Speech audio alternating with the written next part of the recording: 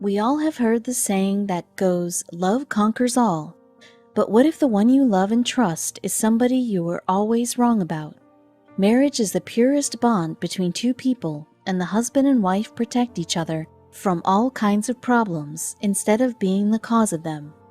But Rebecca Logan has been a part of a marriage that will astonish you when you find out about it. After 7 years of being married to the same person, she discovers some very nasty surprises. Life has a lot in store for Rebecca, and while some of it will be devastating, some of it will be mesmerizing. Rebecca Logan is a hard-working woman who had finished her graduate school with a newborn, and just when she finished her school, she got the opportunity to start her dream career after working her way through nursing school. Rebecca had been married for 7 years, and she had a 3-year-old daughter. The family lived at a place Rebecca had always dreamed of. The house was in an adorable gated suburb, which was only 4 miles inland from Jacksonville Beach, Florida. I could cross Highway A1A at work and eat, sleep on the beach. My Jeep always had sand and seashells in it, said Rebecca, who had always been a beach person. What seemed to be a perfect life was soon going to get shattered and turned into a nightmare.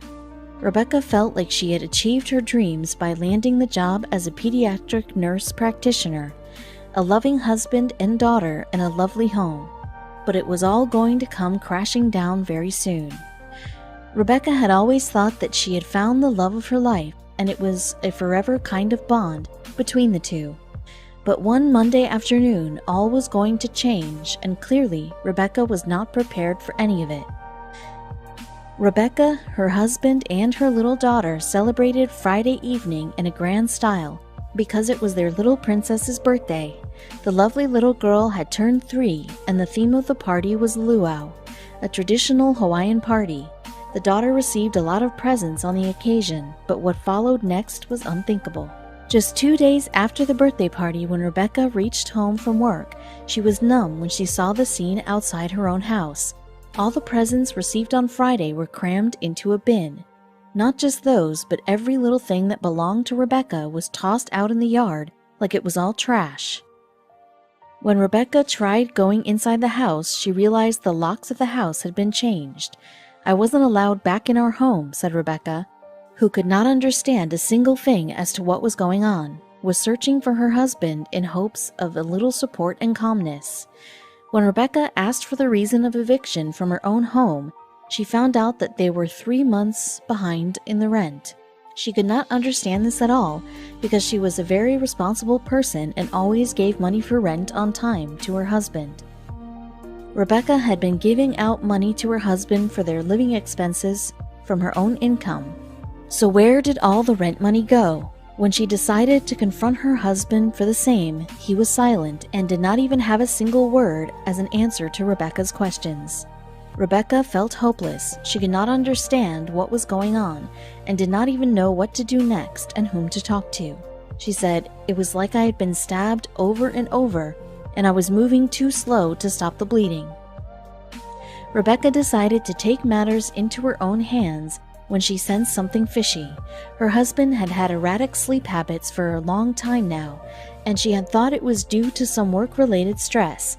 He had even lost weight recently and was always running here or there for some work or the other and never wanted to take his wife and child along with him.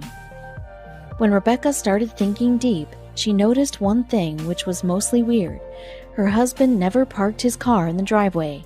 He always parked it in the guest parking spaces available in their neighborhood. She knew what she had to do next. She needed to search the car to find out what was going on. When Rebecca searched her husband's car, she found empty cans and pill bottles all scattered in the car. But there was something even bigger that was going to be the nightmare for Rebecca. This was just the beginning of the destruction of her life. "I did some digging and found empty pill bottles and many empty beer cans in his car," Rebecca said. The wife found out that her husband had been hiding his substance abuse problem from her, all of which he hid in the same car in which he drove his own child to school. The pills were not the only horrifying thing that Rebecca was to come across. She decided to search further in the car that she was always kept away from. She searched under the seats and in the trunk of the car. As soon as she opened the trunk, she was taken aback by what she saw in front of her eyes. The trunk was full of several years of mail, all of which were addressed to Rebecca. Her own husband had been keeping letters from her that were from collection agencies, various bills, birthday cards, and a lot of other things. But why did he do this? Why had he been keeping so many secrets from his own family? Confused, hurt, and angry were my only emotions for the next few days. I was running on fumes and couldn't eat or sleep. I felt so stupid for not seeing the signs. I had been so busy with raising a child and building my practice at work. I was married to a drug addict, told Rebecca. But this was only the start of the list. The addiction, the stealing, the lying, as if all this was not enough, that something even more hurtful was to follow in Rebecca and her little daughter's life. The picture was soon going to uncover itself, and the man Rebecca had married would suddenly be like someone she had never known. With tears in her eyes, Rebecca said, "He has been lying to me for years, and my credit was unfortunately ruined because of it. I had no idea how easy it was to open credit cards and take out personal loans in your spouse's name. I thought I had stayed on top of my bills, but had no idea he was secretly hiding things from me over the course of our 7-year marriage." On further investigation, Rebecca found out that he had not only lied about the money, but about his whole character. He lied about being in the Marine Corps. He lied about his education and his job. I had been living nothing but lies for almost a decade of my life. Rebecca felt like a fool who had been ignorant all through her married life about who her husband actually was. He had been taking undue advantage of her love for him and had been using her money for his own personal needs. But the most painful thing was yet to unfold itself. Rebecca's husband had been married to another woman, and not just that, he even had another daughter, and Rebecca was unaware of this. She said, "I thought to myself, how could life be so cruel? How could I be so dumb?" When Rebecca confronted her fraud husband, he abandoned her and their daughter without giving any clarifications or answers about anything. Rebecca and her daughter had been left alone in the middle of a crisis, but life had a very big and drastic change in store for them. After Rebecca realized that she and her daughter were on their own now, she became strong and came back to her senses. She rented a hotel room and straight away went into a supermarket to buy clothes and toiletries that would help them sustain for a few days till she could figure out something else. Rebecca was hurt, but she was trying hard to hide it all inside her and be happy. She said, "My daughter and I tried to make the best of our vacation," as I called it, while I cried over the things we had lost, wondering how in the world I would sort through this mess. My sweet baby girl lost everything and we had no support there. After much thought, Rebecca decided that the only feasible situation at the time would be to go back to her parents' house. She was heartbroken that at the age of 32 she would have to go back and live in her childhood bedroom along with her daughter. Rebecca said, "I left the beach and moved back to crummy old Tennessee. To make things worse, it was snowing when we moved back. It was March and snowing in Tennessee. How could this situation get any worse?" But that was the only place she could go with the kind of situation she was in. At nights, Rebecca would cry silently. She missed the life that she had built for herself with so much effort and affection, and she missed the part of her heart that she had loved her ex-husband with. But things were going to get beautiful very soon. After crying for days and blaming herself, Rebecca finally decided to move on and look at things positively. She put herself together and started working extensively to pay off the debts that her fraud husband had left in her name. While Rebecca was happy that her daughter was getting to spend quality time with her grandparents, she herself felt a little lonely and thought of catching up with old friends in town, and this decision of hers will change her life forever. Rebecca recalls, "I desperately needed to find some friends. I finally texted an old guy friend from high school. I jokingly asked if he knew any hot single dads. This wasn't even relevant in our conversation, just a random thought that popped in my head. To my surprise, he said yes and immediately gave me a name." After Rebecca had been betrayed so ruthlessly by her ex-husband, she was not sure if she was open for dating another guy so soon. She decided to search for the man whose name was Steven on Facebook and said, "My Facebook detective brain got to work. This single dad had a daughter who appeared to be the same age as mine. Rebecca showed her mother pictures of Stephen, and suddenly her mother shouted, "I know that little girl!" in excitement when she saw Stephen's daughter's pictures. It turned out that Rebecca's mother's hairdresser was Stephen's ex-wife's sister, and she had pictures of the little girl in her salon. After such a coincidence, Rebecca's mom insisted that she should go and meet Stephen, and Rebecca agreed to it after much convincing because somewhere deep inside, she felt like maybe this coincidence was a sign of something magical to happen in her life. Rebecca had already searched for Stephen on Facebook, so she decided to send in a text on the same platform. And to Rebecca's surprise, Stephen replied right away. From that day onward, the two talked on texts and calls, and after a couple of them, they decided to meet each other. Even though Rebecca was a 32-year-old mother of one and had been married once, she felt nervous this time.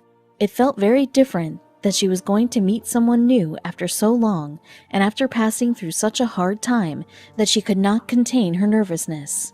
After spending the whole night wondering what it would be like to meet Stephen, the day finally arrived and the two single parents met each other. And Rebecca's experience was, I had the biggest grin all day and I was smitten. I could not stop thinking about him. But Rebecca did not want to keep herself in a fake light and make herself happy. After all, I was just damaged goods. With my awful credit and all the baggage I had, surely this guy would just move on and there was no reason to get my hopes up, she said.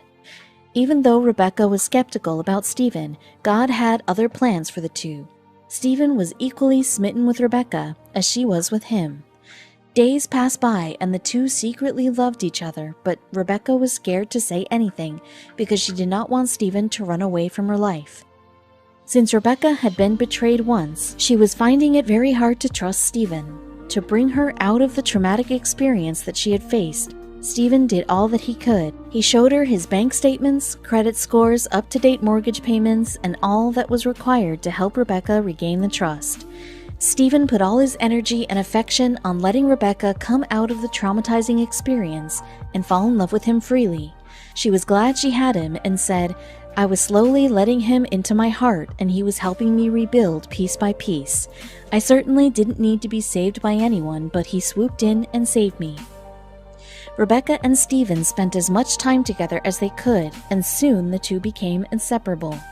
Not only the two of them, but even their daughters had become best friends and spent all day together, and soon Rebecca's life was going to change.